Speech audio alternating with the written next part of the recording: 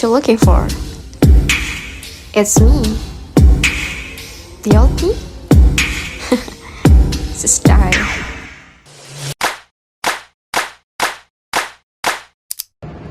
Assalamualaikum warahmatullahi wabarakatuh. Kami dari kelompok 9 akan membuat tugas video dialog interaktif dengan materi yang berjudul Qiyas dari kitab Mabadi Awaliyah. Adapun anggota kelompok saya sendiri, Imelia Amanda dengan NIM 2012-20034 dan teman saya Andika Pratama dengan NIM 2012-20039. Nah, kita kan akan membahas materi tentang qiyas dari kitab Mabadi Awaliyah yang dibuat oleh Syekh Abdul Hamid Hakim. Nah, Syekh Abdul Hamid Hakim itu siapa sih, Dika? Syekh Abdul Hamid Hakim itu dia lahir di Desa Sungkur di tepi Danau Singkarak pada tahun 1311 Hijriah. Bertepatan dengan tahun 1863 Masehi.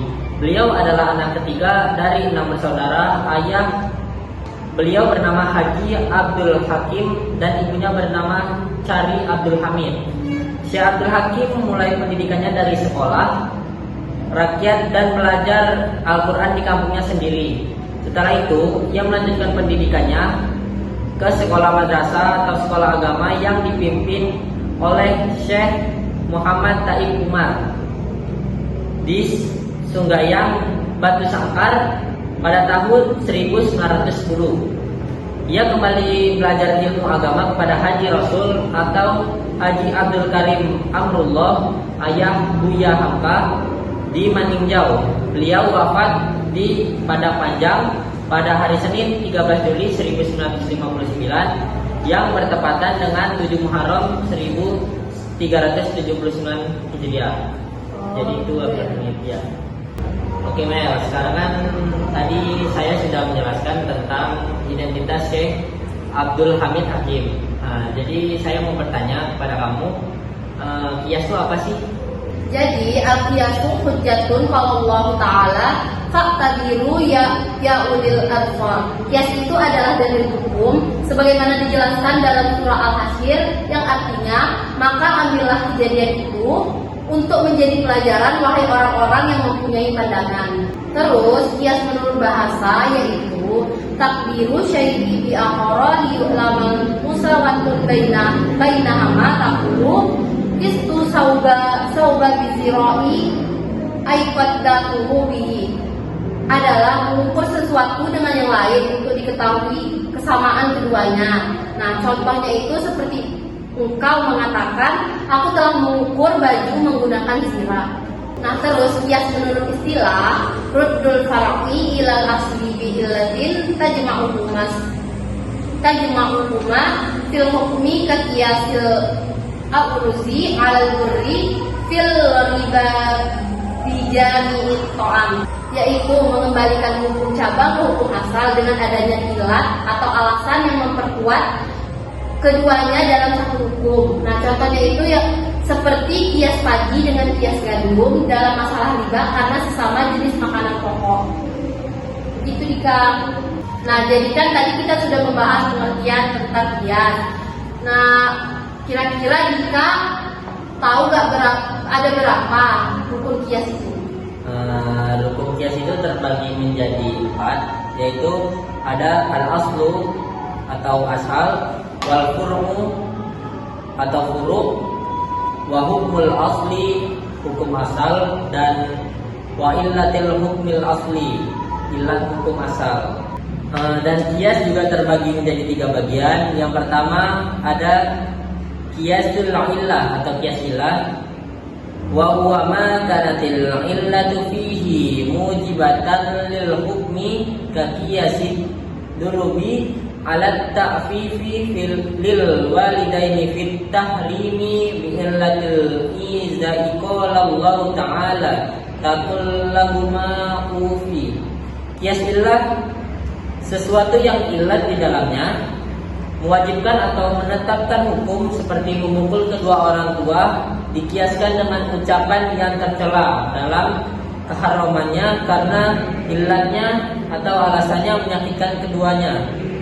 Allah Ta'ala berfirman, dalam surah Al-Isra ayat 23 yang berbunyi Bismillahirrahmanirrahim, fala taqul lahuma ufiu wala tanharhuma wa qul lahuma qaulan karima. Yang artinya, maka sekali-kali janganlah engkau mengatakan kepada kedua orang tuamu perkataan sekalipun, dan janganlah engkau membentak keduanya, dan ucapkanlah kepada keduanya perkataan yang baik. Yang kedua ada qiyas dalalah, wa huwa ma kanatil illati fihi wala ta'alal hukmi wala takunu min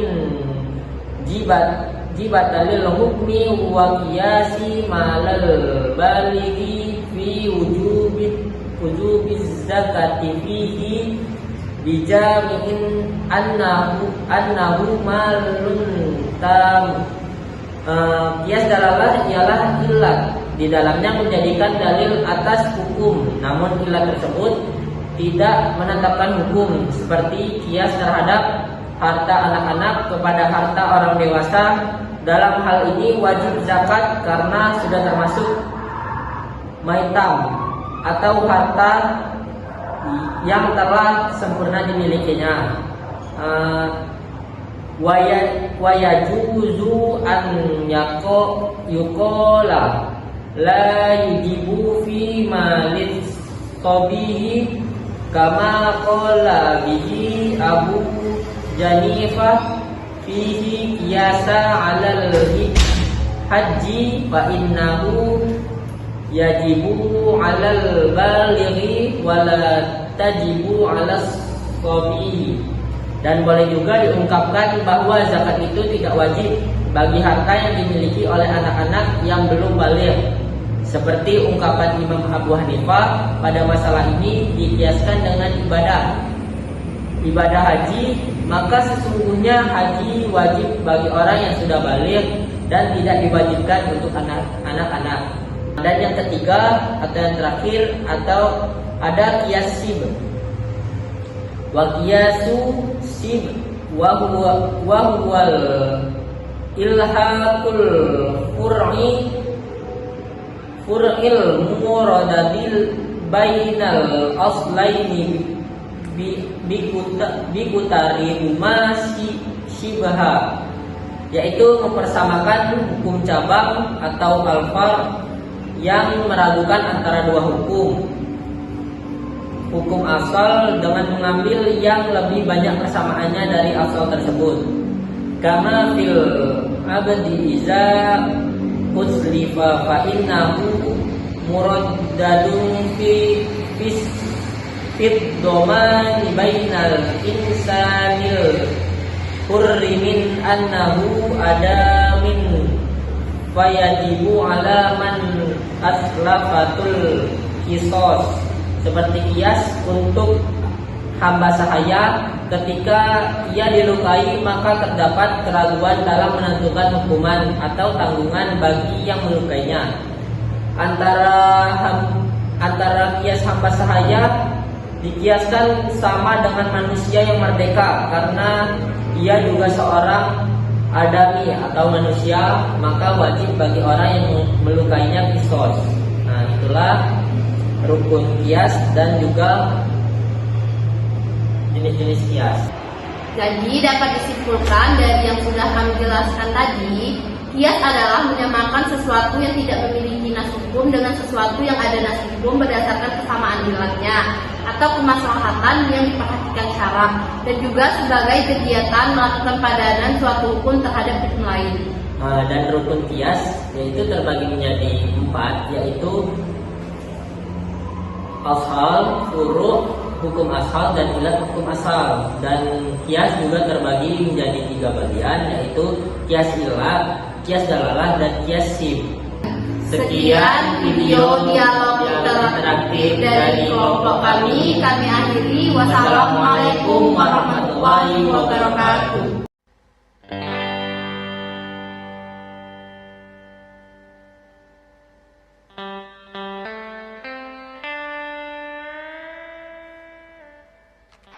Jungle.